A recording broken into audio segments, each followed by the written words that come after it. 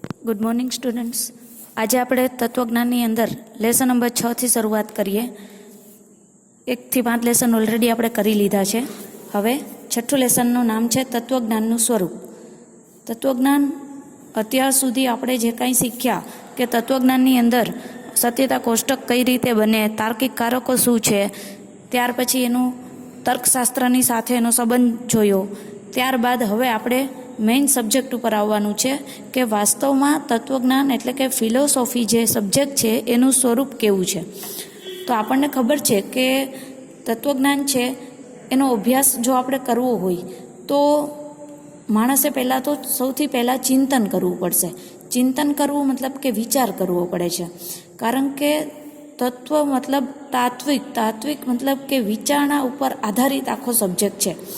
તો સૌ પહેલાં તત્વજ્ઞાનનો અભ્યાસ છે એ કરવો હોય આપણે તો એના માટે થઈને આપણે પહેલાં તો તત્વચિંતક બનવું પડશે. એટલે કે ચિંતનાત્મક વિચારણા છે એ તત્વજ્ઞાનના અભ્યાસ માટે જરૂરી છે. ચિંતનાત્મક વિચારણાની અંદર શું હોવું જરૂરી છે? તો કે ચોકસાઈ અને વૈચારિક સુસંગતતા હોવી જરૂરી છે. મતલબ કે તમે જ્યારે કોઈ એક પર્ટિક્યુલર બાબત પર વિચાર કરો છો તો એ બાબત એકદમ તમારી સામે સ્પષ્ટ હોવી જોઈએ અને વિચારો સુસંગત હોવા જોઈએ. એનો મતલબ એ કે વિચારો એ ટોપિકની સાથે એને સંબંધ હોવો જોઈએ. એવું નહીં કે પ્રશ્ન કંઈક અલગ અને વિચારો કંઈક એનાથી અલગ હોય. તો ઓલ ઓવર તમને આ પેરેગ્રાફમાંથી કેટલા ક્વેશ્ચન પૂછાઈ શકે. તો પહેલું કે તત્વજ્ઞાનનો અભ્યાસ કરવા માટે શું બનવું પડે? તો કે તત્વચિંતક. અભ્યાસ માટે શું જરૂરી છે? તો કે ચિંતનાત્મક વિચારણા જરૂરી છે. ત્યાર પછી ચિંતનાત્મક વિચારણામાં શું સમાવિષ્ટ છે? તો કે ભાષાકીય ચોકસાઈ હોવી જોઈએ અને વૈચારિક સુસંગતતા હોવી જોઈએ. એટલે જો કોઈ દ્વિઅર્થી વાત કરશો તમે, આપણે જોયું છે કે ભાષાની ચોકસાઈ માટે થઈને પ્રતીકોનું મહત્ત્વ આપણે વધારે કરીએ છીએ, જેને કારણે આપણી બુદ્ધિ અને સમય શક્તિનો બચાવ થાય છે અને ખાસ કરીને તો અસ્પષ્ટતાનું નિવારણ થાય છે. તો ભાષાકીય ચોકસાઈ તો હોવી જ જોઈએ અને સાથે સાથે મેં કીધું એમ કે જે સમસ્યા છે તેના ઉપર જ વિચારો જે છે એને લગતા જ હોવા જોઈએ, નહીં કે કોઈ અન્ય સબ્જેક્ટના. એમ તત્વજ્ઞાન છે એ ઉપરાંત બીજું શું કરે છે? તો કે માણસના સમગ્ર જીવનના અનુભવોને આવરી લે છે. એટલા માટે તમે કોઈ એવું ન કહી શકો કે કોઈ એક ચોક્કસ વિષયમાં તમે એને બાંધી શકતા નથી. આની પહેલાં આપણે જોઈ ગયા કે તત્વજ્ઞાનનો સંબંધ છે એ બહુ બધા સબ્જેક્ટ સાથે છે. તર્કશાસ્ત્રની સાથે સંકળાયેલું છે, એને વિજ્ઞાન પણ કહી શકો છો તમે, બરાબર. એ ઉપરાંત સમાજની સાથે પણ ડાયરેક્ટલી કે ઇનડાયરેક્ટલી આ સબ્જેક્ટ સંકળાયેલો છે. એટલે કહેવાનો મતલબ કે એકદમ વ્યાપક અને સર્વગ્રાહી સ્વરૂપ એ ધરાવે છે. તો કોઈ ચોક્કસ વ્યાખ્યા આપવી શક્ય નથી, છતાં પણ તત્વજ્ઞાન માટે વ્યાખ્યા આપેલી છે, એનો અર્થ આપેલો છે કે ડહાપણ માટેનો પ્રેમ. તો આ શબ્દ કઈ રીતે આખો આવ્યો એ સમજાવ્યું છે પહેલાં કે તત્વજ્ઞાનનો અંગ્રેજી શબ્દ છે ફિલોસોફી.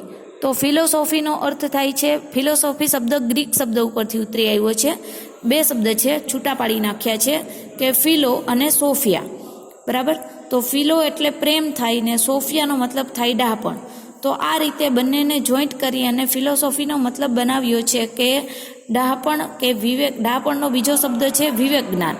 વિવેક જ્ઞાન એટલે સારા નરસાનું જ્ઞાન હોય ને, તો ડહાપણ કે વિવેક માટેનો પ્રેમ એટલે કહેવાય ફિલોસોફી. તમે વારંવાર સાંભળ્યું હશે કે એ માણસ છે એની ફિલોસોફી બહુ સારી છે. ટૂંકમાં તમને સમજાવી દઉં તો વિવેક જ્ઞાનને પણ ટૂંકમાં સમજાવવાની વાત કરું તો જીવનની અંદર શું સારું શું નરસું, કઈ બાબતની અંદર વિચારો સારા, કઈ બાબતમાં ખરાબ, આ બધાનું જે મિશ્રણ છે એને કહેવાય તત્વજ્ઞાન. તો વિવેક જ્ઞાન છે એનું બહુ મહત્ત્વ માણસના જીવનમાં રહેલું છે. શું કરવા? કારણ કે માણસના જીવનની અંદર શું કરવા યોગ્ય છે અને શું કરવા યોગ્ય નથી, આ બાબતનો આધાર જે છે એ આખો વિવેક જ્ઞાન ઉપર રહેલો છે. જો માણસની અંદર વિવેક હશે તો એ વ્યવસ્થિત જીવનના ડિસિઝન લેતો રહેશે અને વર્તન કરતો રહેશે. સપોઝ એક એક્ઝામ્પલ આપીને તમને સમજાવ્યું છે કે અગ્નિની અંદર ઉષ્ણતા હોય, બરાબર. તો એ ઉષ્ણતાનો ઉપયોગ આપણે સારી ને નરસી બે રીતે કરી શકશું.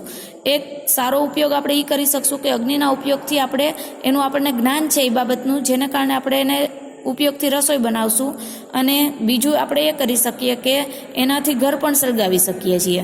તો આપણું વિવેકજ્ઞાન આપણને એ કહે છે કે આપણે કોઈનું ઘર સળગાવવું ન જોઈએ. મતલબ કે વિવેક જ્ઞાન આપણને પ્રેરણા આપે છે કે કઈ વસ્તુ કરવી કઈ ન કરવી. બરાબર.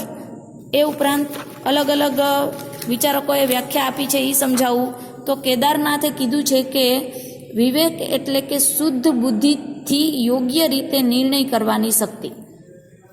એ ઉપરાંત સ્ટીફન હોલે પણ પોતાના પુસ્તક વિઝડમની અંદર લખ્યું છે કે ડાપણ એટલે શું, વિવેક જ્ઞાન એટલે શું, તો કે નમ્રતા હોય, ધીરજ હોય, સ્પષ્ટ દ્રષ્ટિ હોય માણસની,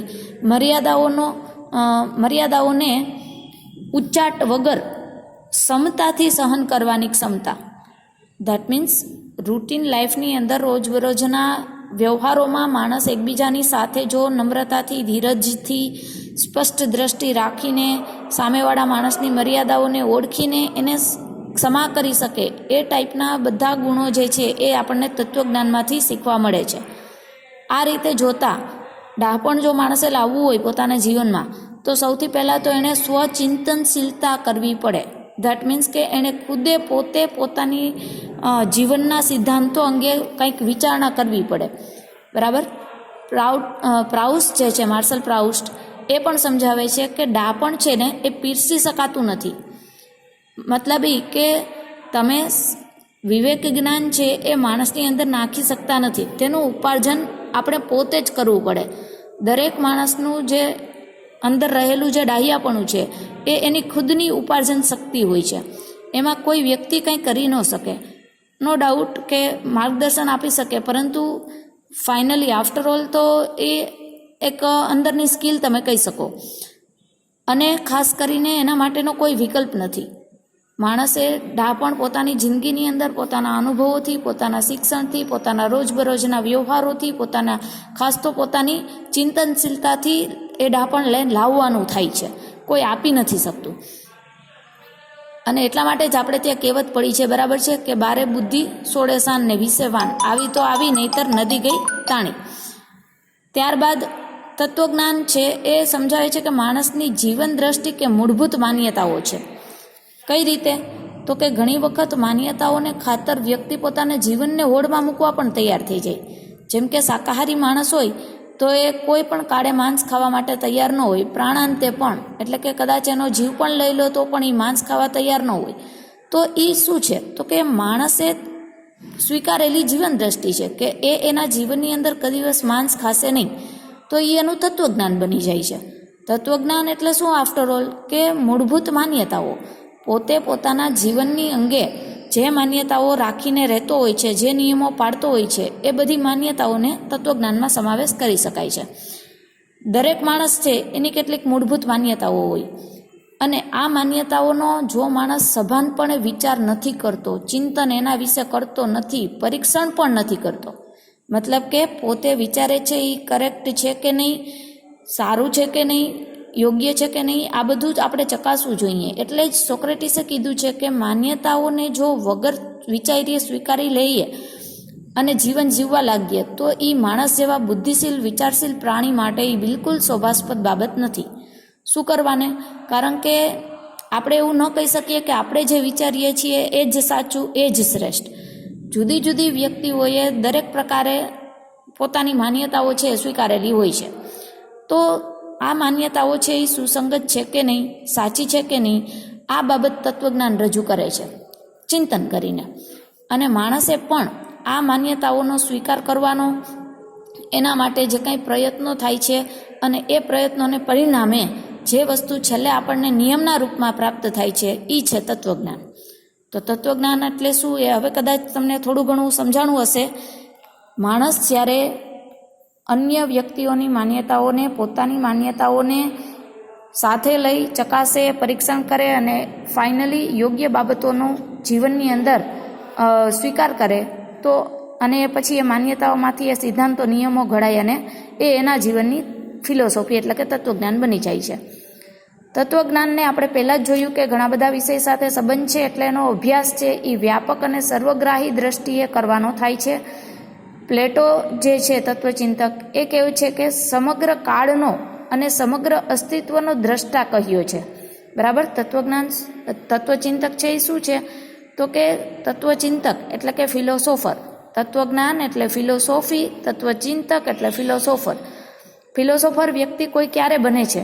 તો કે જ્યારે એ સમગ્ર દ્રષ્ટિએ સમગ્ર કાળનો અને સમગ્ર અસ્તિત્વ જે કંઈ છે, ભૌતિક અભૌતિક વગેરે બધું, એનો સમગ્ર અભ્યાસ કરીને જ્યારે કોઈ સ્પષ્ટ નિયમોના રૂપમાં, સાચી માન્યતાઓના રૂપમાં, કે જે માન્યતાઓ સર્વગ્રાહી હોય એવા સ્વરૂપમાં જ્યારે રજૂ કરે છે ત્યારે માણસ બને છે તત્વચિંતક. તો તત્વજ્ઞાનને અનેક તર્કશાસ્ત્ર છે એની સાથે પણ સંબંધ છે, વિજ્ઞાનના શાસ્ત્રની સાથે સંબંધ છે, ભૂગોળની સાથે સંબંધ છે, સમાજશાસ્ત્રની સાથે સંબંધ છે. તો એટલા માટે તત્વજ્ઞાનને શાસ્ત્રોની કે વિજ્ઞાનની રાણી કહેવામાં આવે છે. એનો અર્થ એ કહે છે કે તત્વજ્ઞાન છે એ સર્વશાસ્ત્રોનું શાસ્ત્ર છે. સ બ્રહ્મવિદ્યા સર્વવિદ્યા પ્રતિષ્ઠિતા, એટલે કે એ સર્વશાસ્ત્રોની અંદર સમાયેલું છે એવું કહી શકાય. છેલ્લે કીધું કે તત્વજ્ઞાન છે એ તાત્વિક સમસ્યાઓનો ઉકેલ પણ આપે છે. મતલબ એ કે માણસના મનની અંદર જ્યારે કોઈ દ્વિધા હોય છે કોઈ બાબતને લઈને, ત્યારે એ સમસ્યાઓનો ઉકેલ પણ આમાંથી તમને મળી રહેશે. અને એ જે ઉકેલ છે એને સિદ્ધાંતોના રૂપમાં રજૂ કરવામાં આવે છે, પછી પણ એનું મૂલ્યાંકન કરવામાં આવે છે, જે સત્યતા કોષ્ટક દ્વારા આપણે ચકાસીએ છીએ ને કે દલીલ સાચી છે કે ખોટી, એ બધી બાબતો. તો માણસના જીવનની અંદર આપણને ખબર છે કે માણસ બુદ્ધિશીલ પ્રાણી છે, એટલે દરેક પ્રશ્નો અંગે દરેક માણસ જુદી જુદી રીતે વિચારશે. પણ આપણે તો સર્વમાન્ય ઉકેલો આવે એવા પ્રયત્નો કરવાના છે. અને માણસના વિચારો અલગ હોવાને કારણે દરેક વ્યક્તિ એવું જ વિચારે કે પોતાના કરેલા વિચારો સાચા છે. તો ઘણી વખત એવું થશે કે અમુક બાબતને લઈને સર્વમાન્ય ઉકેલ આપણને પ્રાપ્ત થતા નથી.